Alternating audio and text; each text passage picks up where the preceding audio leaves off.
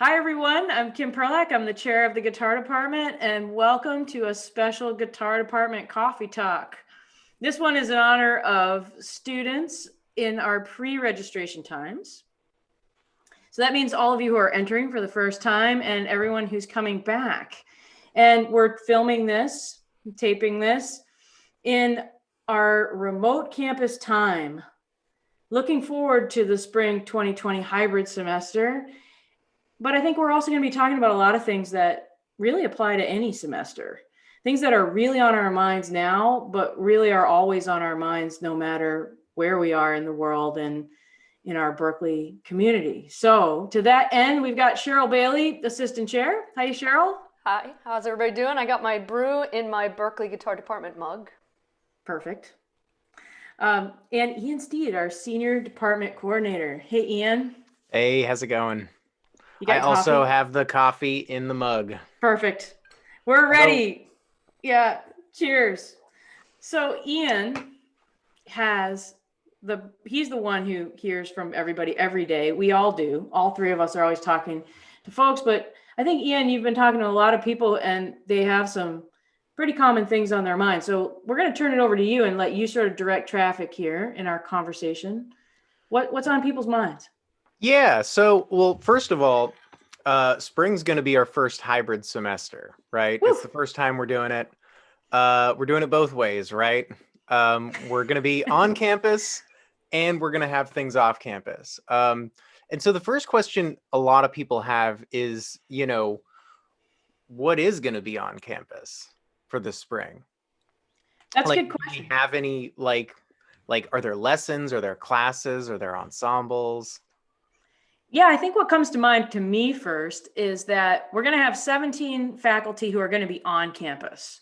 And right now we're working on where they're going to be so that you can study with them in private lessons. We're going to have some instrumental ensembles and labs in every style on campus. All of our faculty, including the 17, so all 52 of us, we're all going to be teaching remotely. So the people who are on campus are also teaching remotely, and then there are people who are teaching exclusively remotely. I think the thing is that you got to study with the person who's best for you, regardless of where they are.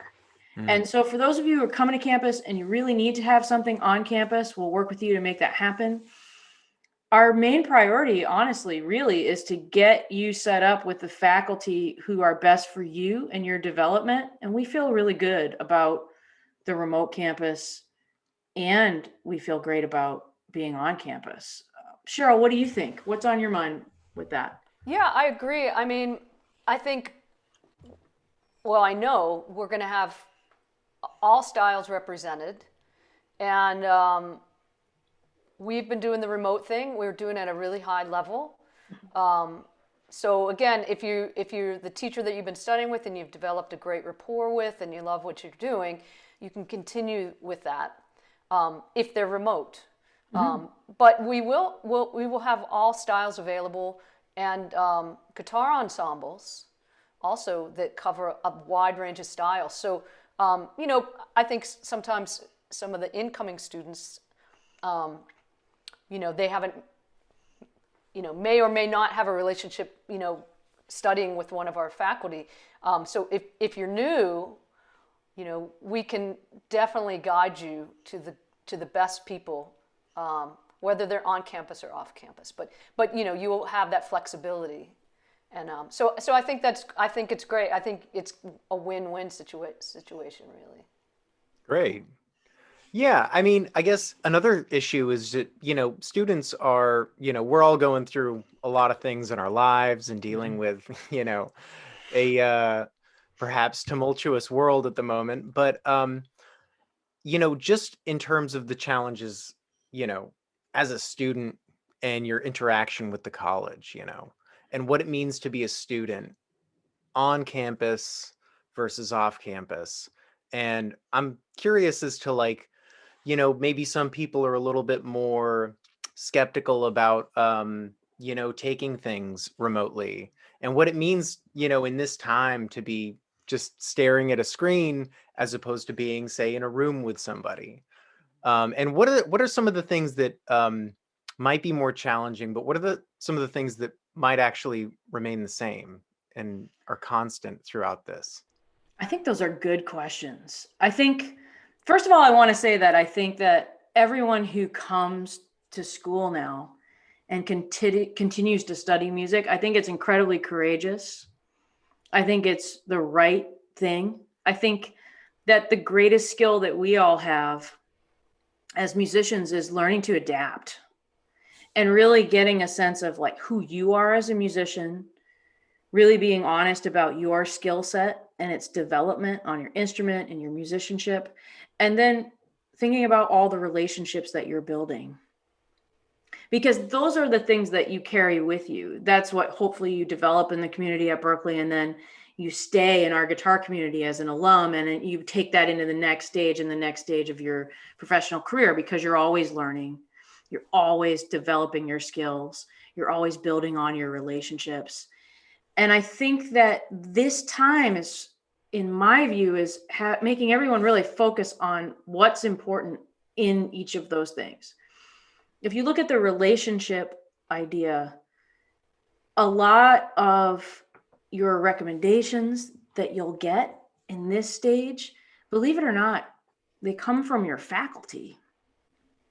And it's all the things, right? Like we've talked about this before. I just talked about this in my class, that it's often the things you blow off, right? It's the things that you don't think are important. You think you're kind of already judging it like this class is important, but this one isn't. This teacher, I think, knows some people that I want to know, so that's it. But then in the end, honestly, that ear training class that you might kind of think isn't so important, that teacher has another part of their musical life, and they're going to meet someone and they're going to say, hey, I need a guitar player. Do you know anybody? And they'll say, well, I have this great person in my class and I haven't heard him play, or I haven't heard her like on a record, but I'll tell you what, like that person's prepared. They have some really interesting questions. They have stuff to say. Like every time I'm around them, I think like they're on it. They're on time. Like I'd work with that person in a second. And I think people really have no idea of the power of that in life. I know that, looking back on my life, I had a sense of like, what I was doing to build relationships. And, for this job that I have now, one of my great recommenders was the person who had been my freshman music theory teacher. I know. That's unbelievable. I know. And I had him in ear training sophomore year, and he sat in on my juries for my recitals. And like 15 years later, I run back into him, and now he's the dean of writing at Berklee. And he said, oh yeah, I just told the committee what you were like as a student. Well, that's really true. I mean, our careers are all these connections that we're making all the time. So I actually find it kind of fascinating that we can be connecting with each other throughout the world, remotely. Obviously, we have a big international student body, but, even in this remote time, we get to know each other in this way. And I guess, well, one thing about this time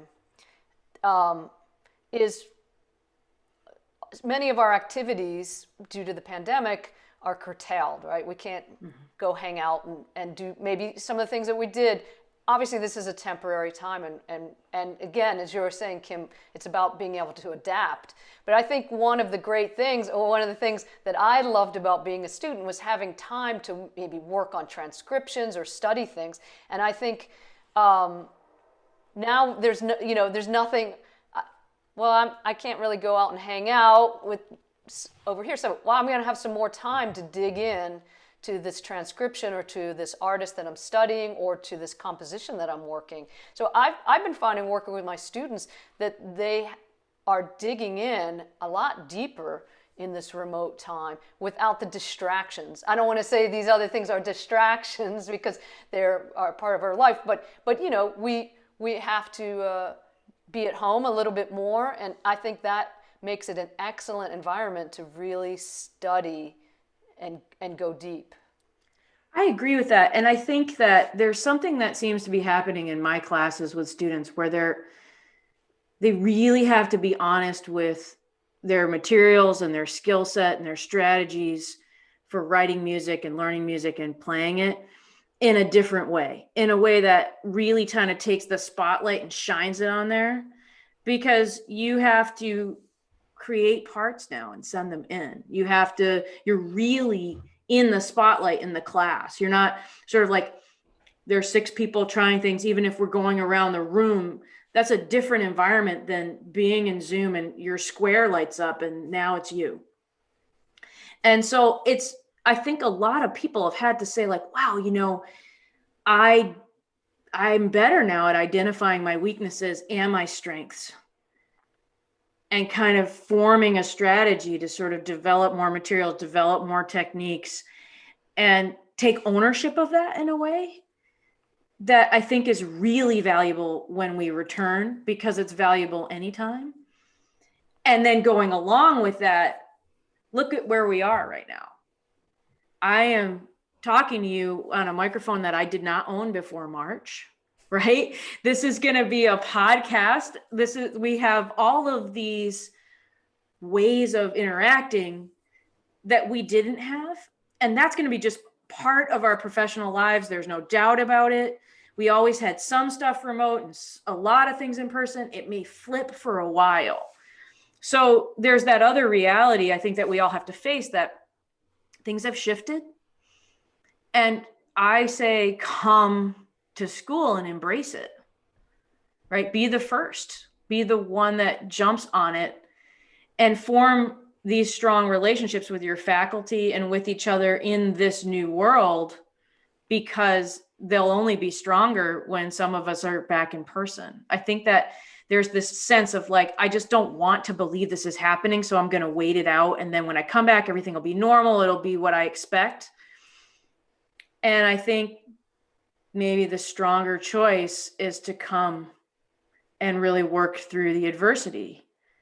And, as I'm saying that, I'm also conscious of the idea that a lot of us, and I say us because I mean our community, a lot of people in it have real adversity right now. That this pandemic is affecting like where you live and how you live and what you have access to. And I think if you can swing it, if you can do it, come back anyway. Because there's a huge support system at Berklee. And I think doing it and being a part of it and really knowing that you're working on what you're doing and moving forward is one of the most empowering things. And it can only serve you in your life, because you just honestly don't know what's coming at any time. Absolutely. That's actually a really good point, because, we had talked to Joe Stump for one of these other podcasts, and he talked about how, despite being the, Dark Lord metal master that he is, he talked about learning and playing the entire arrangement of Joe Pass's Night and Day from the Virtuoso. Like, Joe Stump was able to blast through that and play it well. And it's almost like in doing so, in going through that exercise and really learning something, like each tune that I learn, it seems like maybe I'm not going to play that tune again, but by getting over that hump and learning it, there's like something that I learn about myself or the way I learn, or like something that I end up taking with me. And so for this whole balance between remote and on campus, which we're going to have both of next semester with hybrid, so much focus has been on, maybe what is more difficult to get to in terms of opportunities or the way that it functions in remote. But I like really what you were talking about, Kim, about, maybe learning some of the things that maybe we didn't know about ourselves when we were on campus, right? And seeing the other side of that shape of what we're looking at, that even when we go back to campus, we've learned skills now that we're going to take with us and continue on, Yeah. In terms of the recording and, really listening to yourself and diving deeper into things, right? Yeah, without a doubt. Ian, Kim and I have been teaching our classes remotely, but you've been attending remotely as a student. So, what has come out of that for you? And yeah, tell us about that experience. So I took a class in the spring, right when the pandemic hit. So I actually had the luxury of experiencing this class both in person and then remote. So it's kind of like a control group and then the experiment, right?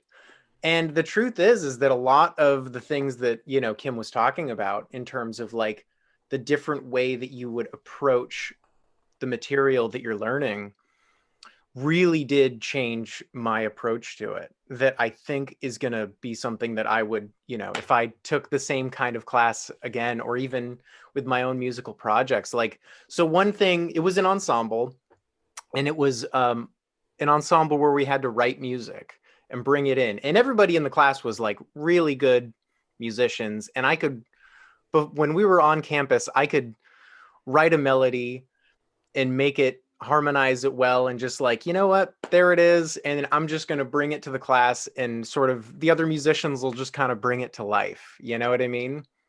But when things went remote, all of a sudden we were presenting these things almost as complete projects.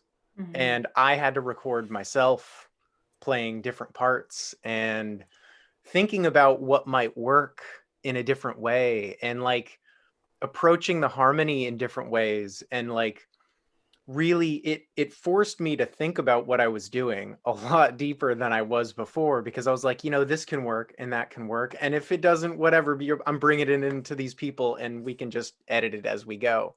I didn't have that luxury. I had to like bring this in and just present a recording, and that Yeah. really changed it. And also another thing that it did was it gave me a really interesting challenge, where it was like, can I play all these parts myself in one take, like on one instrument, just like flat picking, because that's what I do. And that like forced me to write different things and like develop a different rhythmic approach because of where I'm putting downbeats on things. And it like, it transformed it. And there's one other thing that was different about it. And that is really speaks to some of the things that Kim was talking about earlier about like opportunities, and like you never know who might be listening. Like, I actually had a couple of my heroes join into that class, because the person who is the director of that ensemble, Joe K. Walsh, who's a great mandolin player, like he knows all these people whose records I have listened to forever. Like John Reichman, who is one of the greatest like tune writers of that style of music, he popped into one of our classes and like listened to our project. I had to present my project to this guy remotely, like this complete project that I'm playing myself. It was kind of daunting, but it was really cool. So in certain ways, like it was a bummer not to, be in the same room with a lot of these folks and play music together. A lot of it was like, I actually became a lot better of a musician as a result of that. What I like about what you just said is that this pandemic reinforced things that you should have honestly been thinking about and you weren't. Because in Absolutely. reality, like Cheryl knows, I'm looking at Cheryl's face now in this as I say this, like you have to be able to read something down. And it's got to sound great on the first take. And that's not just getting the right notes. That's all the parameters of sound, like your dynamics, your articulations, the envelope of the notes, the color of the notes, your phrasing, your breathing, your fluidity. You have to know, can I play this at that tempo and nail it? Like, what's going to trip me up? If that 16th note run is going to trip me up, what's the tempo of the half notes that start that thing that I have to choose? And I think like so many of us, we let ourselves off the hook if we think, oh, it's just a class, right? It's like all of these things you blow off. It's just a class. It's just an assignment. It doesn't really matter. So and so is this great player, and I'll just give my part to them and they'll play it. Or, you kind of like try to get out of there without getting killed and then go to the next class, right? And now, because you have to record yourself, you have to think about these things like, in reality, and I had this in my class the other day. I gave everybody an excerpt and said, like, okay, all the things we're working on in modern writing ensemble, which what it was you're going to realize this part, this short part, and play it as though it's like an audition for this tour with this music. And in the beginning, nobody could do it because you just assume you're going to have this time, and you can't plan your time. If you have 5 minutes to prepare something to nail it, what's your strategy?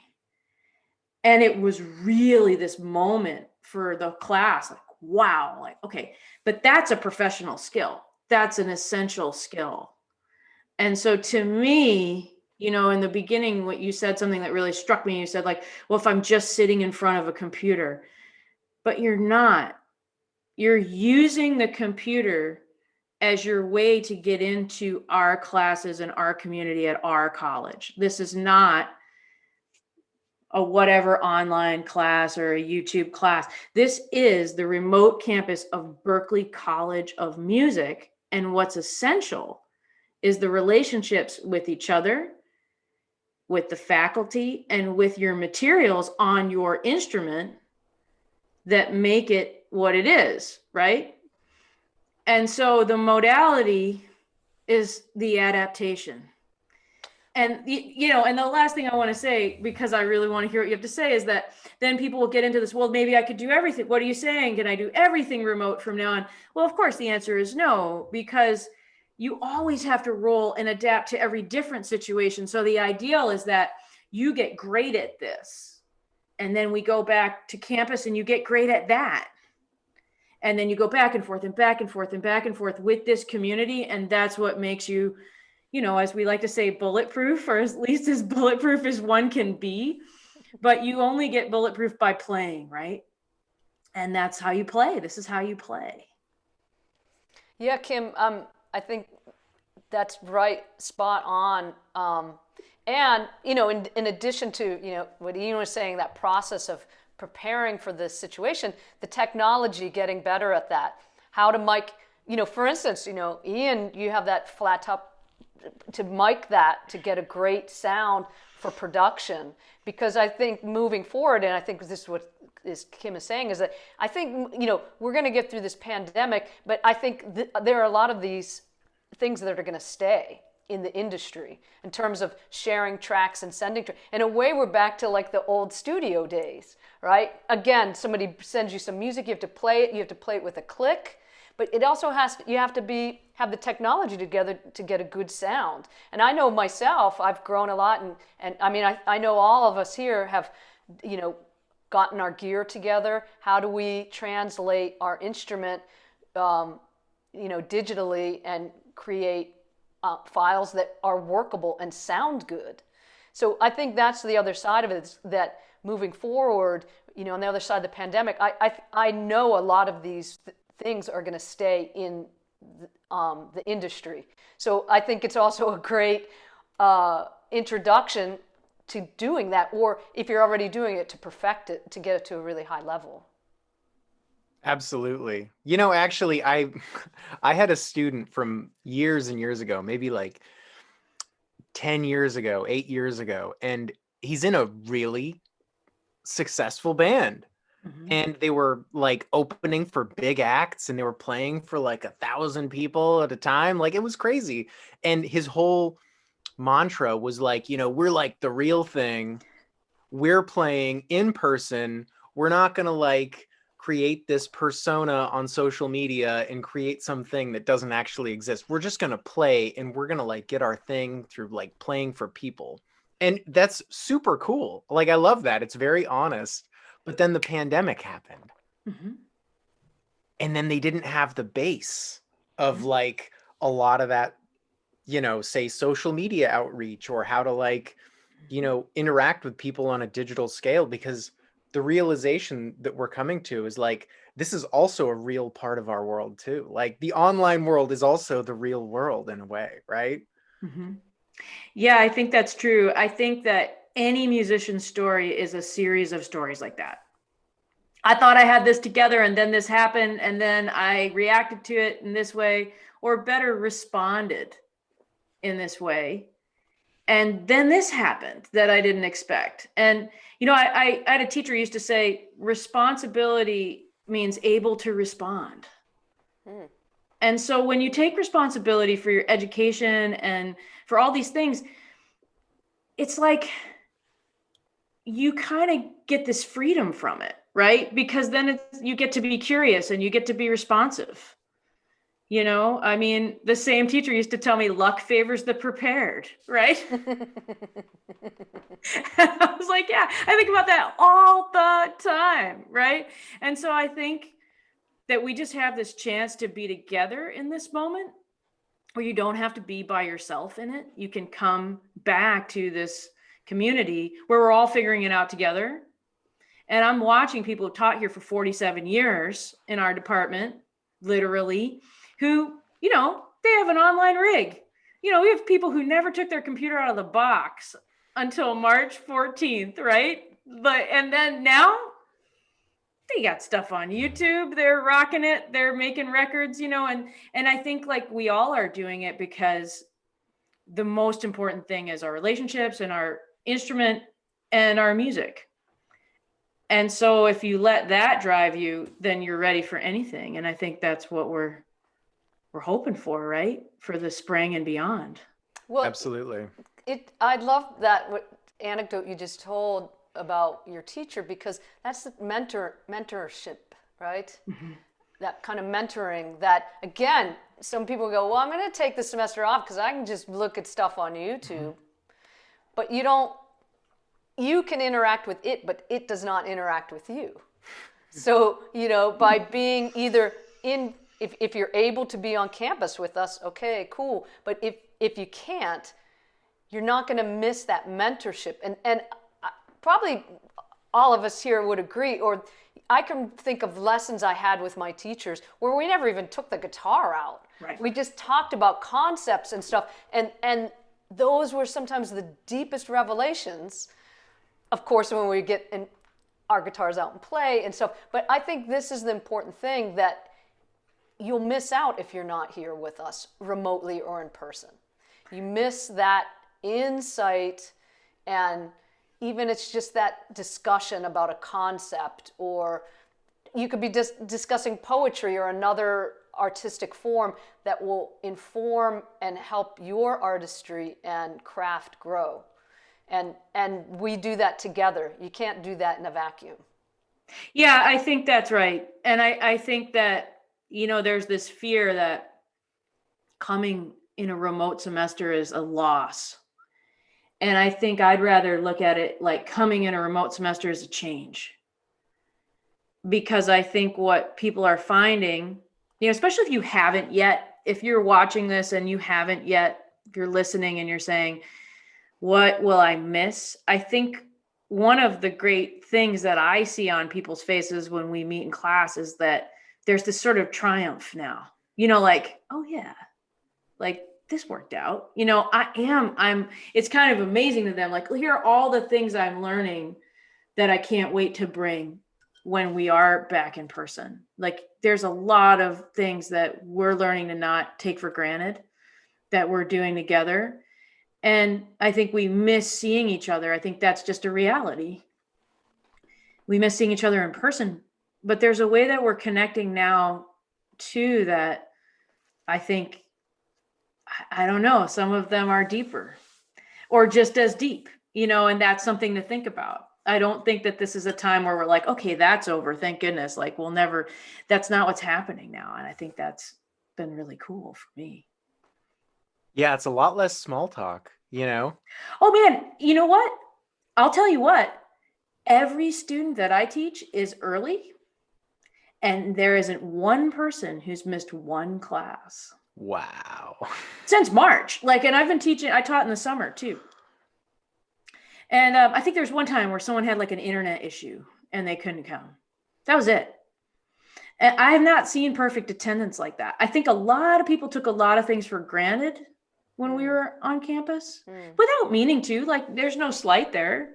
It's just life, right? Again, you're prioritizing what you think is important. But now this is our way to connect. And if you don't log in, you're not there. You can't feel Right. like, well, I was in 1140, but I got distracted and I was there, I was on campus. I just didn't go to class. Now it's like you have to. So I think it's one of the teachers wrote me this morning and said, I'm making a list of things I'll never take for granted again. Wow. Well, I guess that's what Yeah. I was saying earlier. The distractions are less in many ways, and you can focus on your music and go deep, and that's what we need to do. You need to do that to get to this place that you're to reach your potential or go beyond your potential that you don't even know.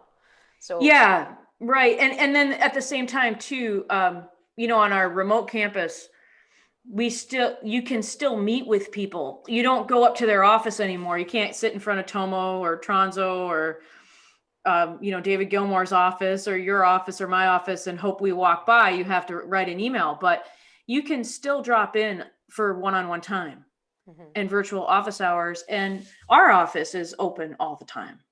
And so what I would say to people who are thinking about what you're going to do in the spring, just drop us a line. Write to your teachers, see what they're doing, but write to us and drop in like you normally would. The only difference really is that we don't have snacks from Trader Joe's that we can give you on the remote campus, which, man, that snack table is going to be so full when we get back. But bring your own snacks and we'll help you register. great. Well, we're going to provide all our contact info at the end of this video, and so yeah, please reach out, and we're here. Yeah, thanks, Ian. Yeah, thank you all. All right, well, coffee cheers, everybody. Thanks for coming to our coffee talk. And this will be one of the special edition episodes on our Coffee Talk video hang series and podcast. So we'll see you on the remote or hybrid campus 2020 and beyond. All right, see ya. Bye, everybody.